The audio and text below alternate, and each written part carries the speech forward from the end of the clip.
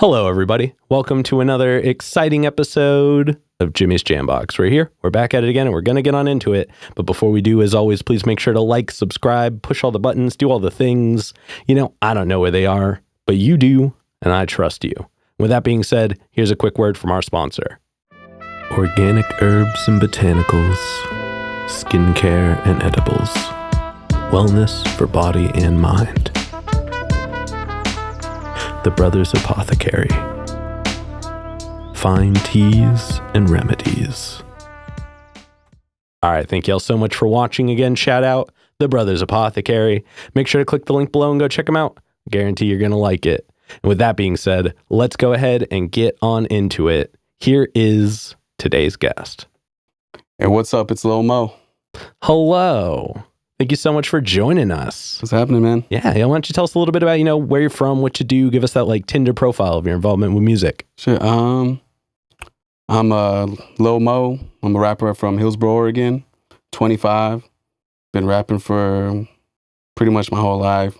Oh yeah. But taking it serious for a couple of years now. Yeah, no, I was checking out your music. You've definitely got a pretty decent catalog for the window of time that it's been out. Yeah. But we'll dive into that in the middle portion. Let's go ahead and start right at the beginning. What got you started in music initially? Just memorizing songs as a kid, just loving the lyrics, listening to music. And then as I got older, like middle school and high school, freestyling at parties, rapping with friends, just group circles and shit like that. Oh yeah. And was anybody in your household like musical at all, or like were they just music appreciators? Everybody in my house liked music. Like cool. My mom likes a lot of Hispanic music and like Chicano music and rap music. So we kind of got it from her. And also my big brother, he loved music. So he likes most of the rappers that I like. And oh, cool. Like Lil Wayne was his favorite rapper. And like, that's my favorite rapper, you know what I'm saying? So I kind of got the music from him. Oh yeah. No, I dig that for sure. And then these next couple questions are just ones that we knock out early just to kind of get a foundation and check in with everybody on. But this first one is one we ask early. It's one we ask often, and it's definitely a crowd favorite. What was the first album you ever bought with your own money? Shit. My first album,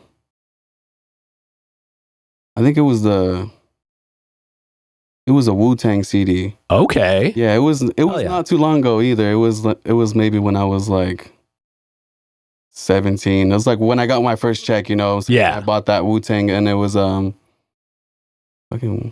forgot what it was called, but it was a collection album. Okay. It had a bunch of the stuff. It wasn't just one album, it had a bunch of collection album songs. And then one that I actually remember, it was a Suicide Boys album. Oh, okay. Hell yeah. Yeah. That's definitely a little bit of a stark contrast there. But I mean, it's interesting. I don't know that anybody else has ever sung Wu-Tang before. So that's a fun first one for me. And it, kind of a surprising fact that more people haven't. Everybody listen to the Wu-Tang Clan more often. You just do it. No, for real though. Yeah. For real though. Oh yeah. And then what was the first live show you ever went to? That was one you wanted to go to. So you saw it was happening. You got tickets. You went to it. The first concert I went to that I remember, I think it was a 420. It was with Flatbush Zombies. Oh, shit. Achievers.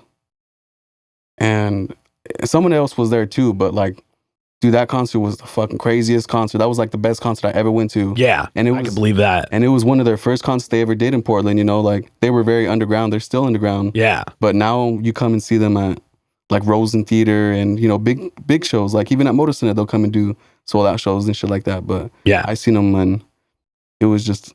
Man, that's wild. I love Flatbush Zombies. Yeah, that's such an underappreciated group for what they are. For real. I used to, this is a little bit of lore for me, but I used to work at a Guitar Center way back in the day. Oh yeah. And I can't remember the name of the song now, but there was one song that I would use to demo subwoofers because it was the only one that would bottom out the 18s. Oh yeah. It just hit so hard. I was like, you want to hear what the sub does? Here you go. Yeah. And so I secretly think I had a hand in introducing a little bit of the Pacific Northwest to them. No, I'm kidding. But like, they are definitely a super underrated group. No, yeah, they were big popping when I was in high school, dude. Like, it was sophomore and junior year, and like my whole fucking school, dude, we were all playing that shit, and all my homies, we all went to the concert, so it was so dope. It was a good experience for 422. Yeah. I bet that was a wild show. I think somebody else is, like, don't quote me because it's, you know, I've done almost 200 of these, but I think somebody else who's been on the show has gone to that show, and so that was their first one as well. Yeah. So if it wasn't, it was close, but that's pretty rad. It might have not even been that first concert, dude, but they've already come back like 2 times after and on 420. So they came here like 5 times already. Yeah, hell yeah. And hopefully they keep coming back. Oh yeah, they come like every year. Yeah. If y'all want to be on the show, Flatbush Zombies. Not for real. Let's do it. And then before we get into the middle portion, do you have a defining moment where you decided you wanted to take music more seriously? Because I know you've been doing it kind of your whole life. I'd probably have to say about 3 years ago when I first started taking it serious. I started working on my first album, and that's when I was, you know, choosing beats, and I was getting kind of familiar in my area around Hillsboro, Beaverton, and Portland area, and I got more features on there, and that's when I started working around FOE, and I had joined their group, working on my album, doing shows with them, working on a whole bunch of tracks. So from 3 years ago, just a bunch of shit has happened real quick. Oh, yeah. Yeah. Well, let's go ahead and let's dive into that. We're going to get on into you in the current day, but we're going to get a super easy one out of the way. How'd you pick the name? LILXMO. Shit. A lot of people call me Momo back when I was a kid, like elementary school, middle school. And that's kind of just been with me my whole life, like Momo. And then as I got older, it's been cut half. Yeah. Smo. And Mo feels like the more like adult version of Momo. Version, yeah, you know what I mean? Like you grew up like when Little Bow Wow just became Bow Wow. Exactly. Like yeah. But then also, so yeah, it was just Mo, and then came like early Instagram days. You know, when Instagram first came out, and there was a lot of people doing names like spelling the name with the X or V or replacing A for some different letter. Yeah. So I did the Lil, and obviously, you know, like Lil Wayne, my favorite rapper, and it's not a coincidence, but like, you know, a lot of people do Lil like, as a rap name, but it was just a little homie. I was always younger than everybody I was around. Oh, okay. So that's where the Lil comes from pretty much. So I was the Lil dog and always around older people and just like that, you know what I'm saying? Oh yeah, no, I dig that for sure. Yeah. Also, aesthetically, it's really cool. Like, you know, the X in the middle really does give it kind of a dynamic. You could do a lot with. I do this bit where I break down names, and you could do a lot with just that. Like, like just the way it can expand outwards, the shape of it. But then the M is just a good letter. Like, if anybody can fit an M into their name, they always should, because it just there's so much stylistically you can do with it. So, and I think it does. You know, like it makes it unique in its own way, because you can even be like, I'm Lil Mo, the X is silent. Exactly. And then let people be like, huh? Yeah. So like, you know, that guy, Lil Nas X, like someone recently had asked me if that's like my name. And I was like, no, dude. I was like, no. I was like, I don't even listen to him. I was like, that has nothing to do with the way my name is spelled. And I was like, but just like you had said, it's there for the spelling. Yeah. It looks right. Yeah. You know, and it looks good as a logo when it's spelled out. And it's just, I don't know, it fits right. And Lil Mo by itself just looks naked. Yeah, it doesn't feel the same. And then you have to like decide, do you spell it with an E at the end? Yeah, some people spell my name too. They like when they're hitting me up, they'll say Mo, like M-O-E, and I'm like, it's just Mo. Or like I won't even say anything, but catch the drift, you know what I'm saying? Yeah. That, and I think then you can kind of learn who your friends are quicker if they just refer to you as Mo. Yeah. You're like, I like people that don't know how to listen. Yeah. Call me either like Lil Mo or like, you know, but it's just the closest people that just call me Mo, you know what I'm saying? Yeah, exactly. Yeah. And it's cool that like it's part like, you know, I don't know what your actual name is, but like it's cool that like Mo has been kind of your name for so long that you were able to integrate what was essentially already your name into your artist name, but still separate. Exactly. The two. Yeah, so I didn't really have to come up with a rap name, you know, it just kind of, Mo is my name already, and the Lil kind of makes it the rap name, you know what I'm saying? Yeah, exactly. Hell yeah, I dig that. Yeah. Now let's go ahead and let's talk about your writing style. And we're gonna cover all of it, but we're gonna break it up into chunks, and we're gonna start right at the beginning. Yeah. So when you get inspired, you're ready to make music. What are some of the things you do to get a track started? It's always the beat first for me. Like I got producers and like engineers. They be sending me beats like crazy, dude, lately. And I have recently started a team, Mode Music.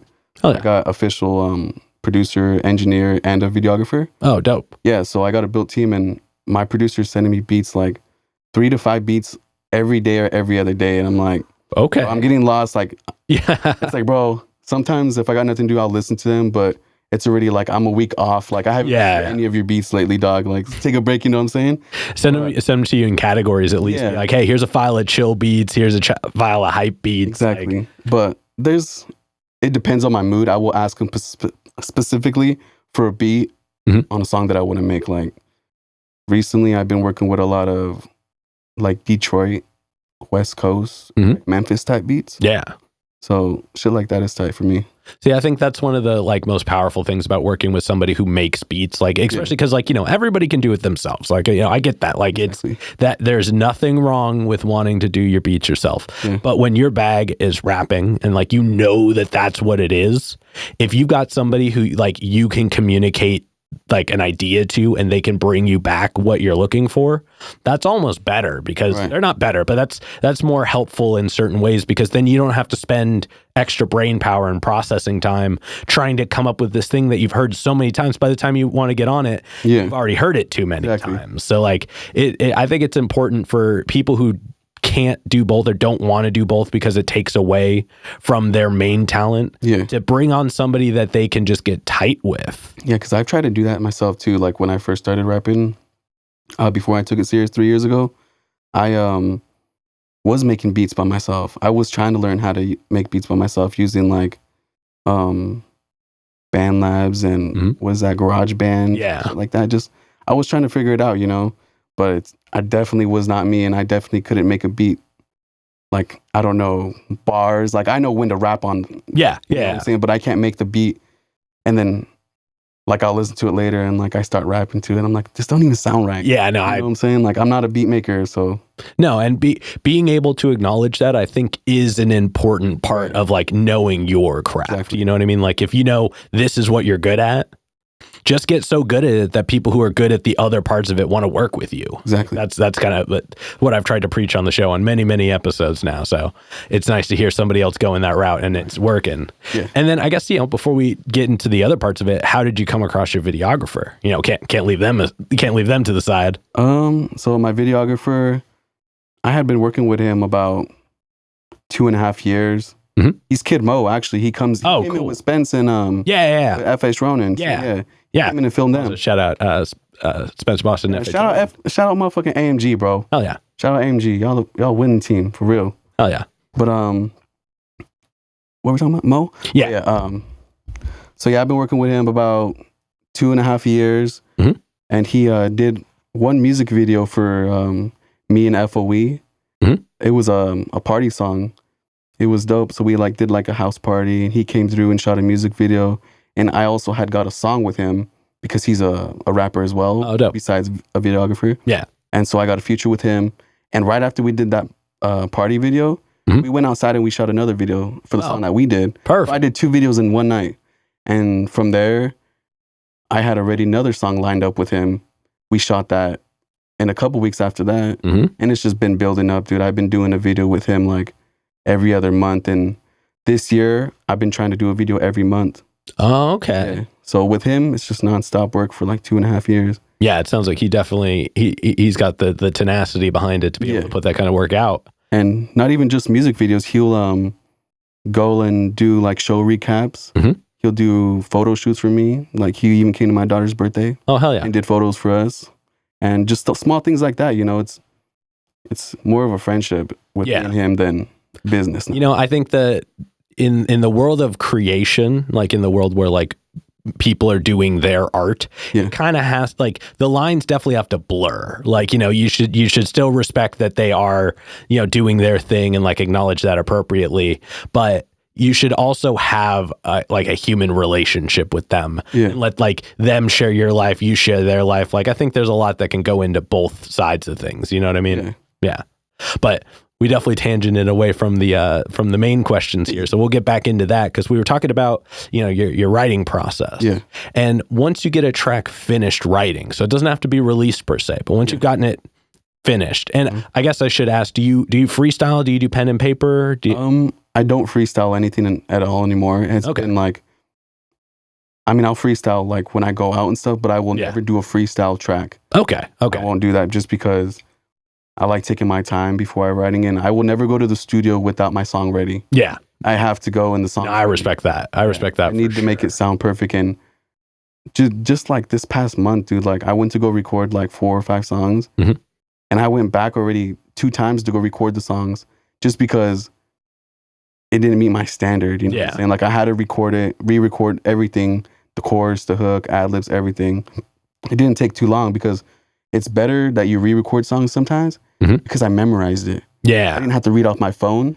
And it sounds better. It sounds natural. You know, that makes a big difference. Before I officially get into the question, the angle, like, because you either have to like hold your phone up, which like messes with this because of your arm, or you have to hold your phone at the right spot, but then you have to tilt your head down. And then when you have it down, you don't realize that your lungs and your chest is caving into where your vocals need to be out. Yep. Yeah. It stops you from projecting at your natural. And when you can do it off the top and like you kind of like, or like just like when you could do it from memory and like you can kind of lean into it because you've rehearsed it pretty much. And then it comes out different. Yeah. For me too, when I have to go into the studio and I'm reading off my phone, I know what's on my phone, but I'm just going to stutter what I say.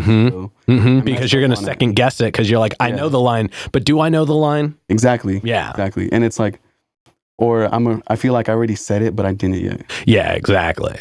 And that's a perfect segue into this next question, which is once you get a track finished writing, so it's done, you've gotten it to where you can kind of do the whole thing. Yeah. How long does it take you to get comfortable performing it?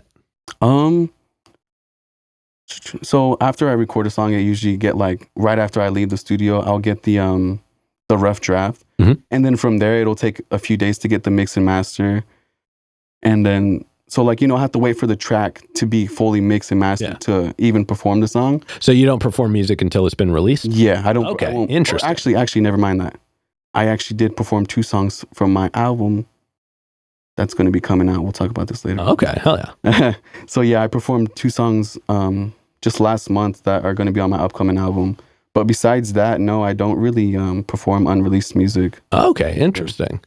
So then I guess by the time you put out music, you are it's good to go on it. To be out and I already memorized the song. Like even I leave the studio and I get the rough draft, dude, I'm listening to that shit in the car already. Yeah, hell yeah. Hell yeah, no, I dig that. And then since you've really only been like focusing hard for the last 3 years, I'm curious to know then in the last like year and a half, let's say all of 2023 to now, how has your process changed? My process has changed by taking things more professionally and just taking my time, making sure I'm going to take the right step, and not only just taking the right step, but knowing it's going to take me onto the right path. I'm not going to take a step and then fall back. You know what I'm saying? Yeah. I want to make sure that it's the right one. And this year has just been great for me so far, dude. And just many blessings. Like I've already been on KBOO radio station. Shout out Bren Boy. FM 503. They played my music on their station. So 2 radio stations here, a bunch of music videos. And just, there's a lot of things going on, dude. And like, I didn't really plan it. Yeah. And it's just happened. Like, it's just great. No, totally. And I mean, I think that, that kind of, it puts a testament towards, when you focus on your own craft and the rest of it kind of shows up because, you're putting in the dedication. Yeah. And you don't really have to try and things kind of just come naturally. Yeah. Well, I mean, I think it's more is that if you're trying all the time. Yeah, exactly. It's naturally. Yeah. So you have to try. You have to. Yeah. It's just. But you're trying to get better at what you're doing. You're not trying to be all these other things. Exactly. Yeah. Yep. Hell yeah.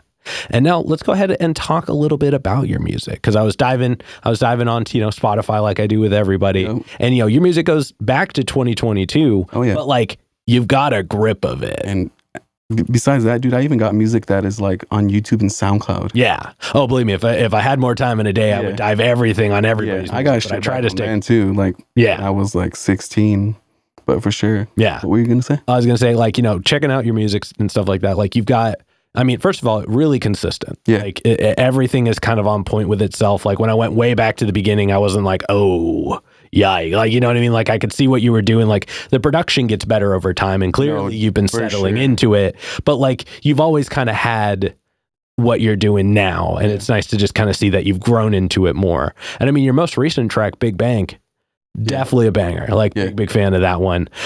Did the Big Bank Take Little Bank line come from Itchy Ma? Itchy Ma? Yeah, the underwater squaw. Oh yeah.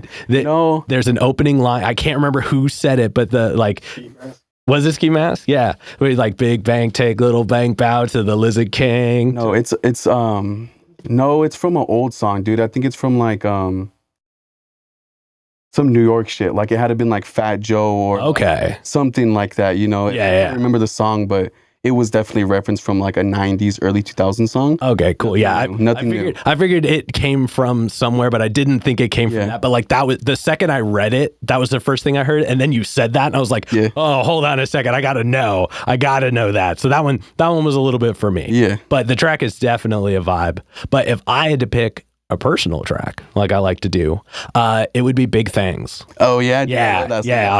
That's a West Coast summer vibe. You know what? That is I was going to say, I'm a big fan of the West Coast beats in general. Like that's kind of where my heart lives. And y'all just kind of slid all over that track. Like it just had that, like you really did the style justice with that one for sure. Yeah, we definitely want to rock a video for that one. Like we've been talking about it like since it dropped, like, but we wanted to do like during summer, like we can have lowriders and nice cars come out, you know, like real West Coast traditional music video. Yeah, no, for sure. Yeah. I mean, just shoot down to LA real quick. Nah, for real. Yeah. That'd be tight. Yeah. But I am now curious to know, what is your favorite song to perform? My favorite song to perform would have to be Turning Up with Dirty D. Okay, hell yeah. Just because it's turning up. It's a party song. It's a show song. Like we made that song specifically to perform at shows. And if you listen to it, Turning Up, it's my version of Tear the Club Up by 3 6 Mafia. That is what, yep. Okay. Yep. As soon as you said that, it made perfect sense to you. I totally can see that. Hell yeah. That's my version of it. Hell yeah. No, I dig that for sure. That would definitely be a wild one to see live. Yeah. And then I guess looking at music you're working on, because you know you definitely got something in the works, as you've said before, how would you describe the sound, like the characteristics of it, and what are some of the things you're enjoying about new music that you're working on? About myself? Yeah. I don't know how to explain my style really. Well, like think more like characteristically, like are you like adding more energy, are you going more lax, are you trying to be more versatile, like this is real descriptive words for this one? So mine's kind of more like relaxed, chill, but also like dark, trappy. Okay. Like it's kind of like it's like putting someone from the West Coast and then them moving to like Memphis or Detroit. Okay. You know what I'm saying? Yeah. It's like it's a low, like dark, smooth flow, but also a low hyphy beat. Yeah. Okay. I'm tight. You know what I'm saying? That. Hell yeah. Hell yeah. No, that sounds like a great description of it. Yeah. Are you doing any of the chopped and screwed approaches on anything? Not really chopped and screwed. I do have one song that is chopped and screwed, but no, none of that yet. Okay. Hell yeah. Yeah. And then before we get to the last question, this is one I've been asking more recently because, you know, we've zeroed all the way in on your sound now. Yeah. So I want us to take a step all the way back and we're going to look at current music in general. Yeah. Looking at new music, what are some of the things you enjoy about stuff that's coming out now? Shit, dude. Honestly, I don't listen to new artists really. Yeah. But I do listen to artists that I've been listening to and they have new music like, what's it called? Like Lil Wayne. I mean, is that man ever not putting out new music? Say, you know what I mean? Like not putting new music out, but I don't know. Like honestly, I haven't really been listening to new music. Like I'll go on to like Apple Music and go to the like rap. Yeah. Listen, it'll play new music, but when I specifically listen to music, it's like 2010 and before. Okay.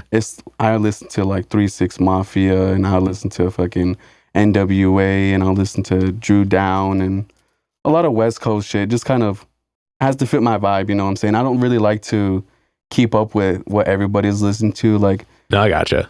especially a lot of rappers that are coming to town now. Like, I don't fucking dick ride, and like I won't listen to a rapper just because he's coming to town and I want to do a show with him. Like, it's like I'm not really a fan of you, so I'm just not. You know, I'm not gonna go down that road. No, I gotcha. So, yeah. Are you a fan of like G-funk music at all? I like G-funk music. Hell yeah, like Warren G and fucking Nate Dogg. You should check out an artist named Desi Hollow. I'm putting it on here so you can check it out afterwards. Because he is doing it right now, and it is it's so good. It's so good. Like just kind of based off of some of your other answers, I guarantee you're gonna like what he's putting down. There's this other guy too. He's kind of like he's from the Bay Area, I think. Russell. Mm-hmm. Oh hell yeah! Yeah, he's tight. No, I love Russell. Yeah, he reminds me of like you know Dre shit and like the fucking Mac and Pimp shit, you know. But he's modern day version, like talk shit, rap, but real smooth with it. Yeah. I fuck with that too. Hell yeah. And then before we move on to the next portion, which is all hypothetical questions, this next question is probably the densest one in the interview. But now we've talked a lot about, you know, your actions, your reactions, your experience with music. But when it's just you and music one-on-one, what does music give back to you? Man, it just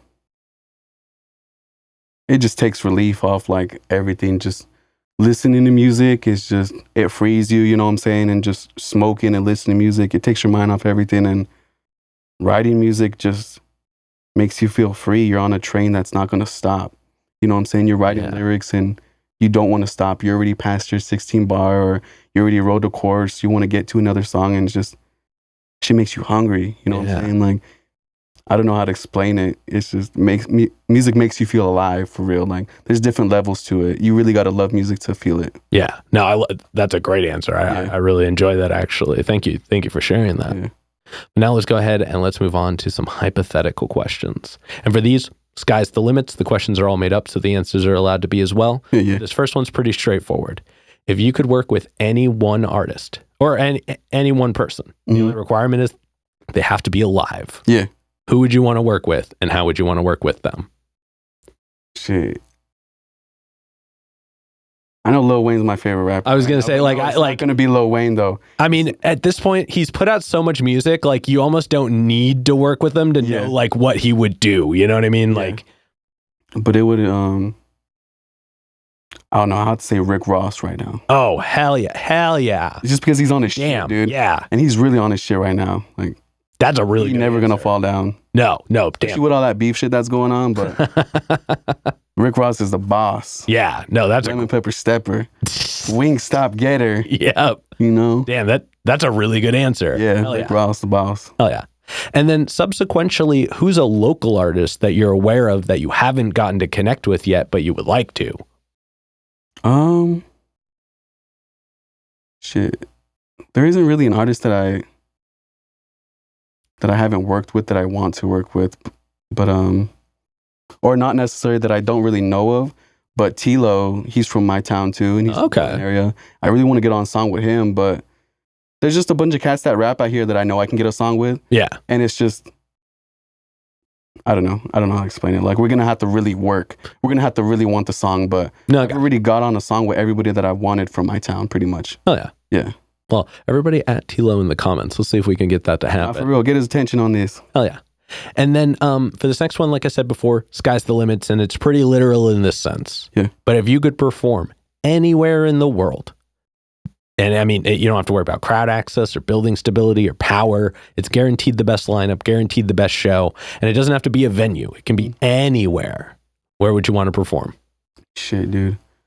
It would have to be in a different country for sure. I would have to say maybe like Amsterdam. Okay. Or like something like that, dude. Just because I've seen like Denzel Curry and like Suicide Boys, Flatbush, like when they go to concerts in different countries, those are some diehard ass fans. Yeah. Bro. Like they go there for the show. They don't go to film. They don't go to record or like, you know, they don't go for the attention of people on their social media. They go, you know. Because they've been listening to the artist for so long because that's the only way they could hear them. Exactly. And it's like, especially from someone in a different country, like that's going to be your only time you're going to see them. Like, yeah, you might only see them one time here if you live in the same state or country as them, but it's just a different feel. Like the love from a different country is just, it's crazy. No, hell yeah, I dig that. Also, Amsterdam would probably be a wild place. Like, you know, they have different rules than we do. And so that would be a party for sure. But those motherfuckers smoke out there too, though. Yeah. And then if you could get one more album from anybody, they could be alive, they could be dead, they could have just put out an album yesterday, they could have not put out an album in 100 years. Who would you want an album from?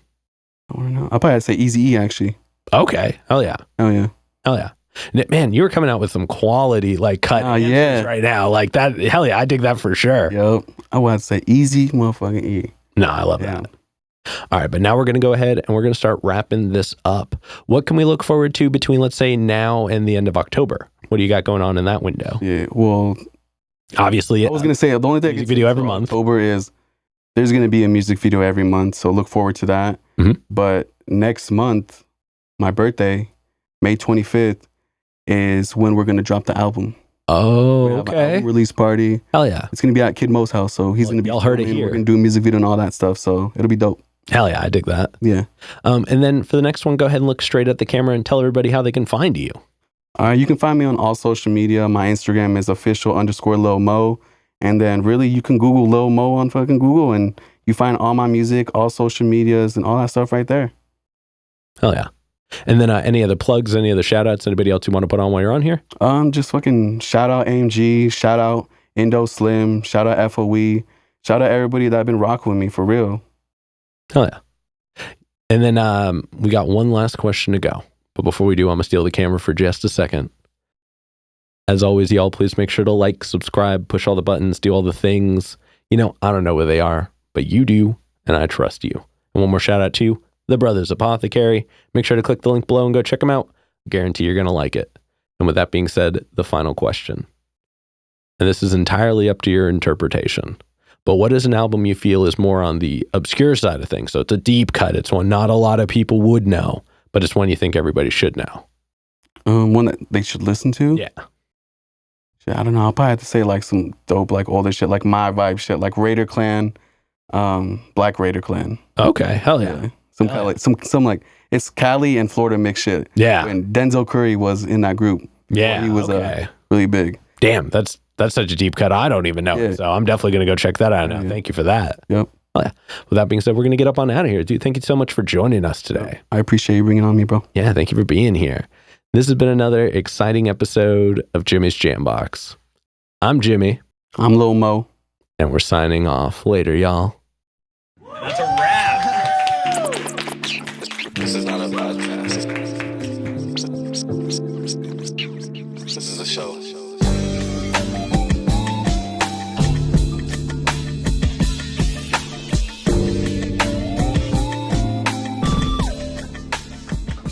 Keep jamming.